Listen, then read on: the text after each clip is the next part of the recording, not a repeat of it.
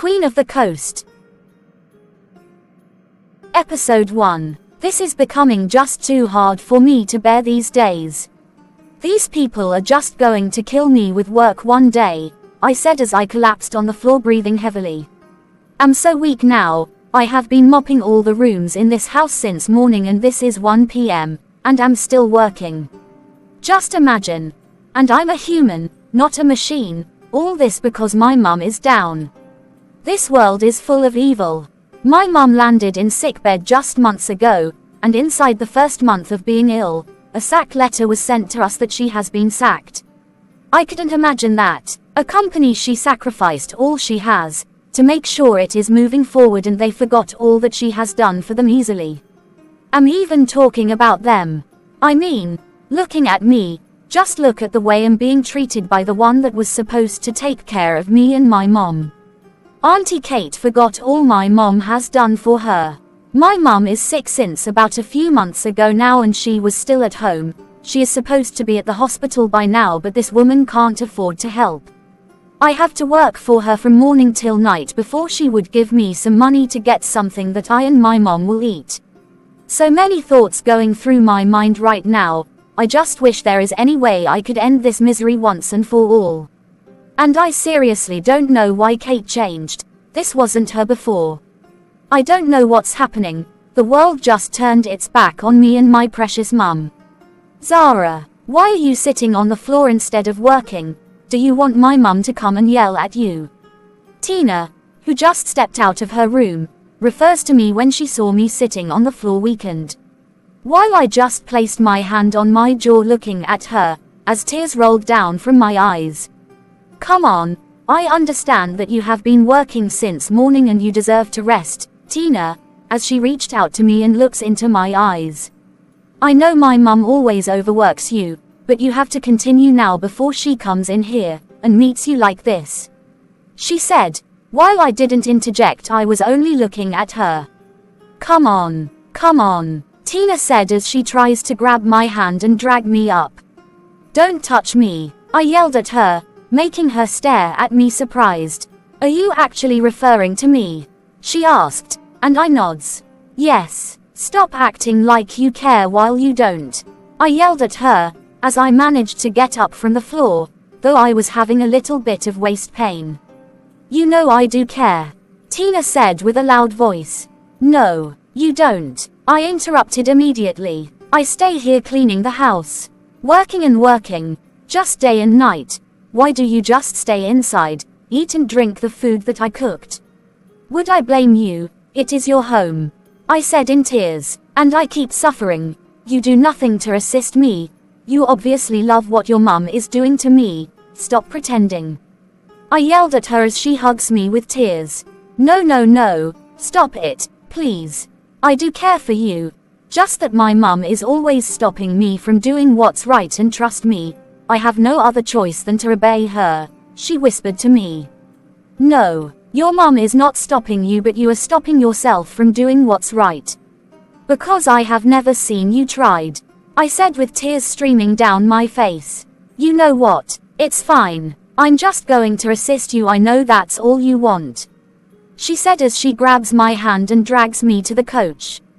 Please sit down, she said as she pushed me down without waiting for me to sit on my own.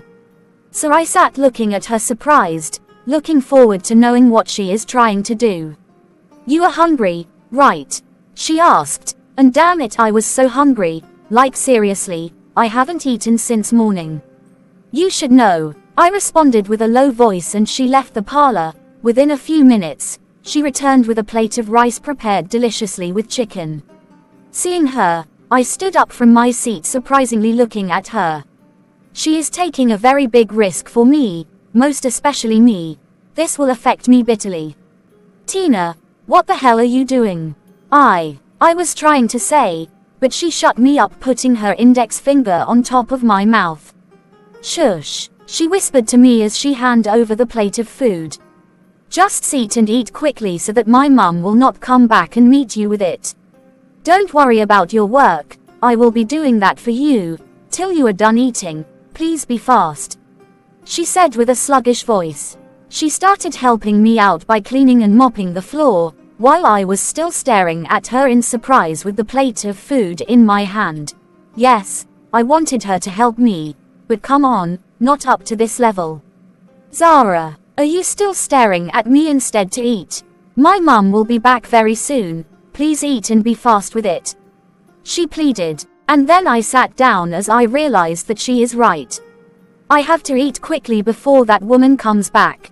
If she dares meet me like this, I can't even predict what will happen, only God knows. So I took my spoon and was about to take just a spoonful of the rice. The door opened, and the expected woman comes in, just to find me eating while sitting on the couch and her daughter doing the work I was supposed to be working. I kept staring at her, seized in shock. And sir, as Tina was looking at her mum too. Auntie Kate was down in surprise looking at me. Like seriously, so she said, while stepping inside with a handbag on her shoulder. I was already shaking in fear as I slowly keep down the plate of rice in my hand.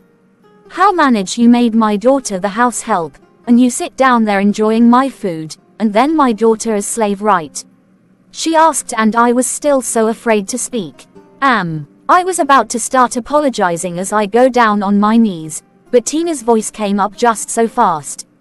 No mum, this is not actually the way you are taking it. Come on, she has been working since morning, even without food. I just came out from my room just a few minutes ago, just to see her collapsed on the floor. She has not eaten since morning, so I have to get her some food to eat.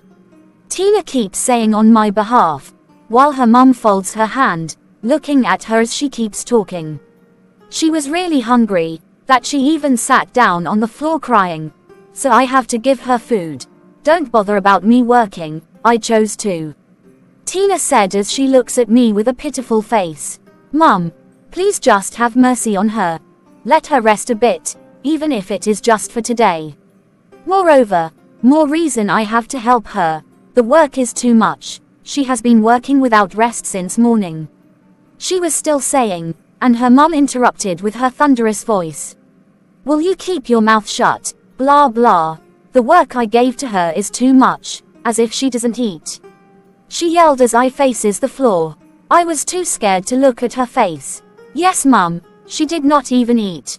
Tina responded, flapping her shoulder. Shut up, and go inside your room right now. She yelled at Tina, who stared at me in pity, knowing that I'm really in deep trouble right now. She waved her head out of pity, and keeps down the mop and left the parlor, and I was just left with this woman of bitter life. Zara, she called. Yes, I said with a very low voice, as I looks up to her face. Come, she ordered, while I become more scared because I knew she was going to torture me if I dare step close to her. Yes, I said, acted like I didn't hear what she said.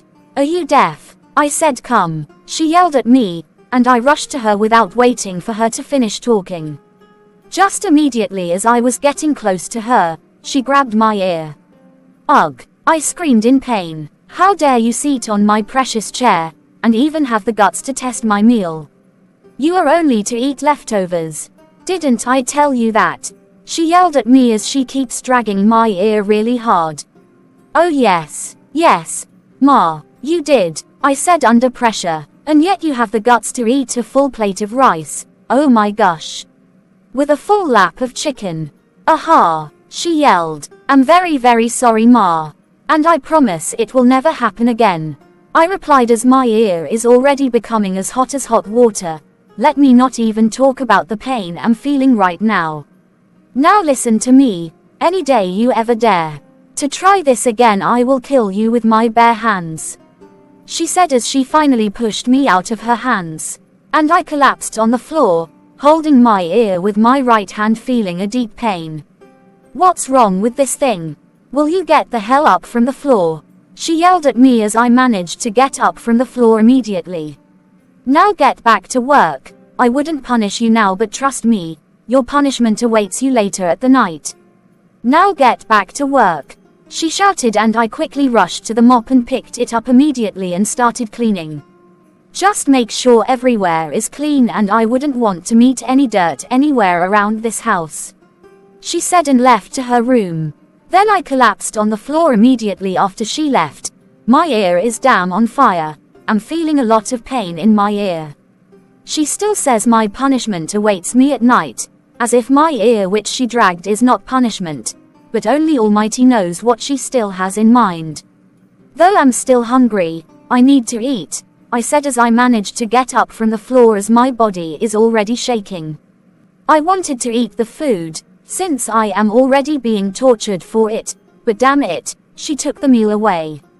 Tears rolled down from my eyes. I almost believe that this is where I ends. I just hope I would be able to survive it, Almighty. This condition is just too much for me to overcome, I said, and more tears rolled down from my eyes. Well, I have to begin work before she returns. So I stood up and continue cleaning. Even as much as my ear pains me, I have to manage, even without food. Maybe after she gives me the little money she used to give me at the end of the day, I'll be able to buy medicine for myself, and as well buy for my sick mum, and buy food too. Later that night, Auntie Kate and Tina were at the parlor with the guest. I don't even know her, but I saw her packing in with her load in the evening. Looking at her, I'm very sure she has come to stay.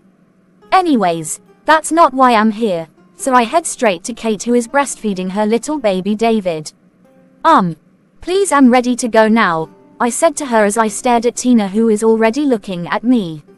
Oh, I have already prepared something.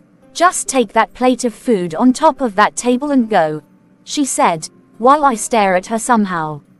She is supposed to give me money, not food. But anyways, I reached out to the plate on top of the table and opened it. Gosh, you couldn't believe what I saw. It's like the food was made for a pig, not for a human being to eat. All the food inside the plate is not even left over anymore, but rotten food. I looked up at her with a misunderstood look on my face. Sorry, but what was this supposed to mean? I'm sorry to say, but you are supposed to give me money. My mum is sick. I have to get some drugs for her while going home. Please. I started begging immediately because I already knew that this must be the punishment she is talking about. Oh, you want money? She asked, and I nodded as I stares at the woman sitting beside her, who is already looking at me with her disgusting face. Her look doesn't seem clear, but I don't care anyways, I am not here for her.